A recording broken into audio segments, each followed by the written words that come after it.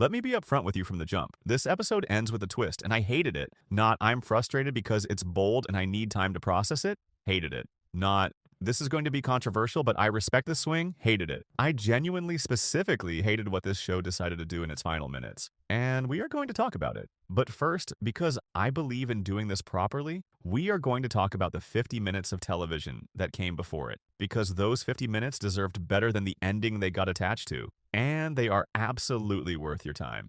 So let's start there, and then we'll get to the thing. Here's the context you need going in. Star City has been on an absolute heater. The stretch between Dark Forest and All in a Sack was some of the best television this show has produced. Tight, purposeful, building towards something that felt genuinely significant. The Venera explosion at the three-quarter mark of the season, the seeming deaths of Valya, Lakshmi, and Sasha, landed like a gut punch precisely because the show had done such careful work, making us care about all three of them. And now, Plow Deep has to figure out what comes next. How does a show and a world keep moving after something that catastrophic? The answer the first half of this episode gives us is genuinely fascinating, and it connects to something For All Mankind did in its own first season that I think is worth unpacking. Check this out. For All Mankind used Shane's death to ask a specific question. How does life in the space program continue after a very human, very personal tragedy? How do the people who survive keep showing up? How does grief coexist with mission?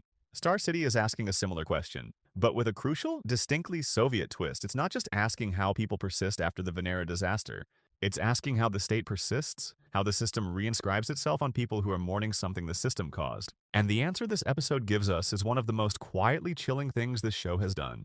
The state, we learn in Plow Deep, is tenacious in a very specific way. One of its primary survival mechanisms is the surgical removal of its own responsibility from situations that are, by any measure, entirely its fault.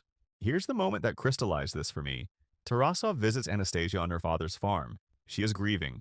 Sasha's photo is on the wall. The weight of what she's lost is in every corner of that room.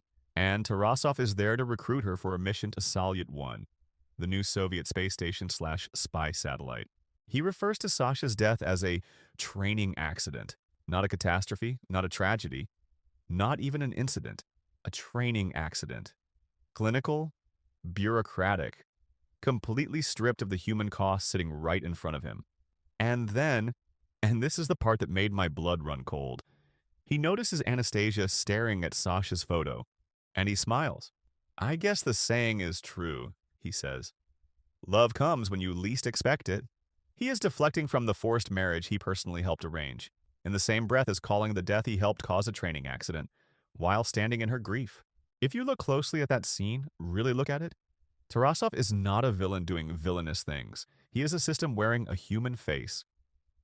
Even alone in a room with a grieving woman, the state cannot admit that anything that has irrevocably changed her life is its fault.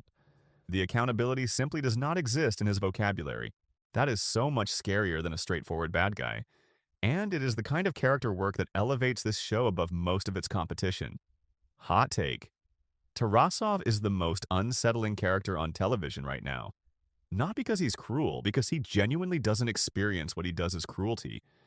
He experiences it as function, as necessity, as the natural order of things. And that specific kind of moral vacancy is almost impossible to argue with, which makes him infinitely more dangerous than someone who simply wants to cause harm. Do you think Anastasia takes the mission? Because the way that scene ends leaves it deliberately ambiguous. And I have a theory about what her answer means for the rest of the season. Drop yours in the comments. I want to see if we're landing in the same place. Now, the twist. I have been strong. I have done the work. I have given the first 50 minutes their full due. And now we need to talk about Plow Deep. Because I cannot in good conscience leave this episode without telling you exactly where I stand on it. Here's the thing about polarizing twists. The best ones recontextualize everything that came before them. They hurt, but they hurt in a way that feels earned.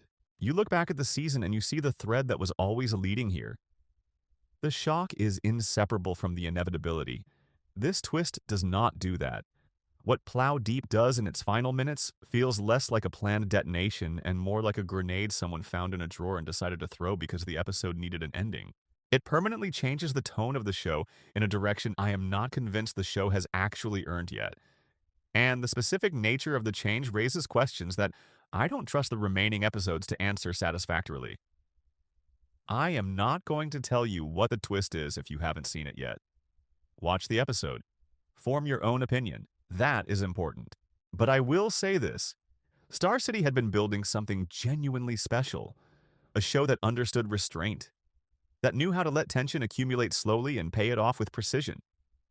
Plow Deep spends 50 minutes demonstrating exactly that understanding.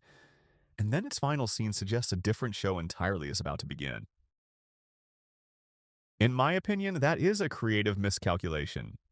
Not an unfixable one, but a significant one. And the test of whether I'm right or wrong is entirely in how the show handles the consequences of that choice going forward. Here's what I keep coming back to, though, and this is the thing that makes Plow Deep genuinely difficult to assess cleanly.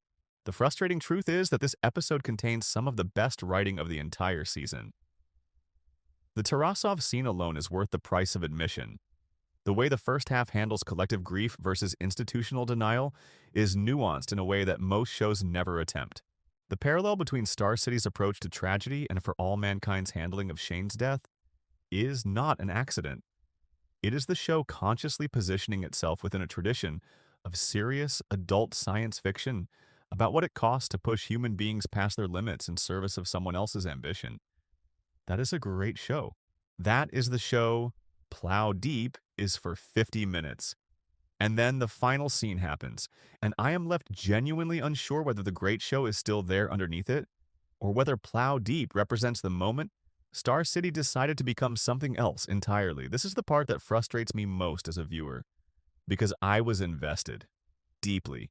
And investment makes betrayal, even potential betrayal, even betrayal I might be wrong about, land so much harder. So here's where I land on Plow Deep overall. It is a very good episode of television attached to an ending I cannot endorse. The work it does on Soviet institutional accountability and how the state metabolizes human tragedy is some of the most sophisticated thematic writing this show has attempted. Tarasov in that farmhouse is a scene I will be thinking about for a long time. Anastasia's grief is rendered with a precision and restraint that makes it feel completely real. All of that is undermined, for me, significantly, by what the show decides to do in its closing minutes.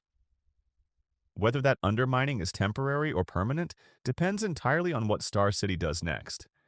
And honestly, I'm going back next week, because the frustration of a show you love making a choice you hate is so much more interesting than the comfort of a show that never surprises you. So here's my question for you.